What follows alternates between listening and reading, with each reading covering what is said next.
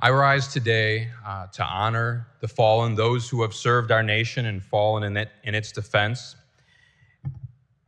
And today what I wanted to talk about a little bit was the young people who are part of those ceremonies. As I was watching and taking part in some of the ceremonies this morning, it was a real joy as a veteran, as a combat veteran, to see young people there getting taught by their parents, often relatives who had served, about why we honor on Memorial Day and who we are honoring and what the costs of those freedoms truly are. And it makes me think, you may remember I mentioned some soldiers I served with, of Captain Jansky and his young children who had to learn that without their father. And I distinctly remember the years that my two daughters, my older daughters, hit the age where Captain Jansky's children were when he was lost in 2005. And it really hit me. And I think it's very important and powerful as we honor those who are fallen that we incorporate, as many did this morning, as many ceremonies did, our younger generation. It is a true blessing that so few in modern America know that world.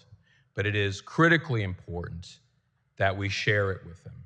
And I think one of the things that has shown the growth in our nation since the Vietnam era and on forward, and I saw it myself coming back, is our nation has really matured in the sense that however we feel about a given war or action, unlike the Vietnam era, where our society took it out on many of the draftees, I believe we have gotten much better at honoring those who serve, those who are called, making sure our children do, while still having our opinions at the national level or on particular actions. And I think that's very important, and that's what I want to pay tribute to today.